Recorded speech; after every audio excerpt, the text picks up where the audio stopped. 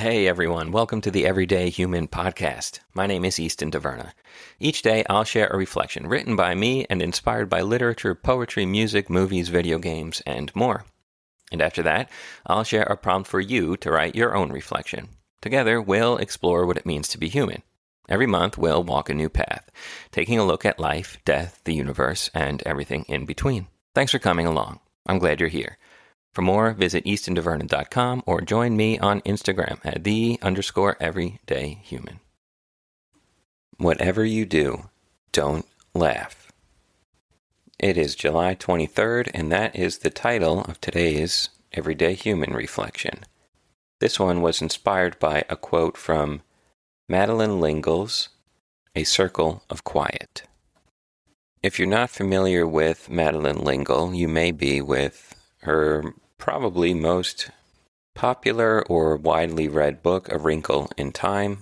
But this, A Circle of Quiet, is the first of four out of something called the Crosswicks Journals, which were her journals or memoirs in which she explores and reflects on life, her career, getting away from it all, seeking solitude, in times when she would visit her personal place of retreat.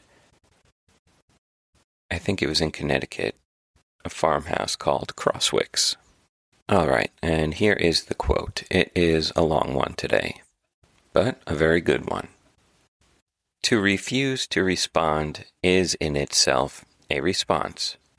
Those of us who write are responsible for the effect of our books. Those who teach, who suggest books to either children or adults, are responsible for their choices. Like it or not, we either add to the darkness of indifference and out evil which surround us, or we light a candle to see by. We can surely no longer pretend that our children are growing up into a peaceful, secure, and civilized world. We've come to the point where it's irresponsible to try to protect them from the irrational world they will have to live in when they grow up. The children themselves haven't yet isolated themselves by selfishness and indifference. They do not fall easily into the error of despair. They are considerably braver than most grown-ups. Our responsibility to them is not to pretend that if we don't look, evil will go away, but to give them weapons against it. One of the greatest weapons of all is laughter, a gift for fun, a sense of play which is sadly missing from the grown-up world. When one of our children got isolated by a fit of sulks, my husband would say very seriously, "Look at me. Now, don't laugh. Whatever you do, don't laugh." Nobody could manage to stay long-faced for very long, and communication was re-established. When Hugh and I are out of sorts with each other, it is always laughter that breaks through the anger and withdrawal. Paradox again, to take ourselves seriously enough to take ourselves lightly. If every hair of my head is counted, then in the very scheme of the cosmos I matter. I am created by a power who cares about the sparrow and the rabbit in the snare, and the people on the crowded streets, who calls the stars by name, and you, and me. When I remember this, it is as though pounds were lifted from me. I can take myself lightly and share in the laughter of the white china Buddha on my desk. How wonderful a quote. I very much enjoy that one, and it is one worth revisiting often. To remember to laugh and remember to take ourselves seriously enough to take ourselves lightly. All right, and here is my reflection. What a world, what a world, what a world. What a world we live in. Have you looked at the news lately? Gone onto social media? By the time you read or listen to this, it will probably be a year or so into the future. so sometime in 2026, if all goes according to plan. I shudder to think what things might be like then. When Madeleine L'Engle published A Circle of Quiet back in 1972, a whopping 53 years ago, really I guess it's 54 now, she was clearly feeling the hurt of the error of despair the world can bring upon us. Back then, the U.S. was still in the Vietnam War. The Watergate scandal was just beginning in June 1972, and perhaps directly impacting L'Engle and her career, life as a writer, was an active debate about what literature was appropriate for children. Books like Vonnegut's Slaughterhouse-Five and Salinger's Catcher in the Rye were either challenged or banned in schools.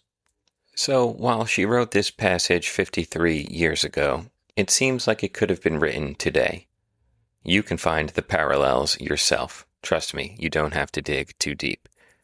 But while the evils of the past find new clothes to wear in the present, something else that rang true then still does today.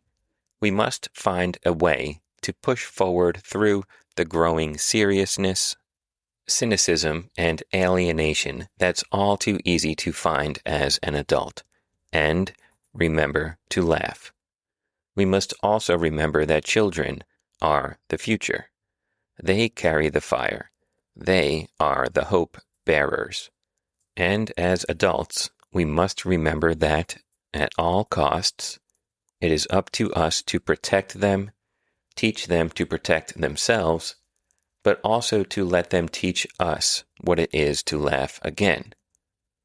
Is that the cure for this world and its craziness? I'm not sure. But it certainly will keep us going, if only generation after generation, until we eventually find it. So whatever you do, look at me. Don't laugh. And there ends today's reflection. I hope you find lots of laughter today. We all could use laughter. Every day. Every hour. Why not? The alternative is much more bleak and boring, isn't it? All right, and now it's time for your reflection question.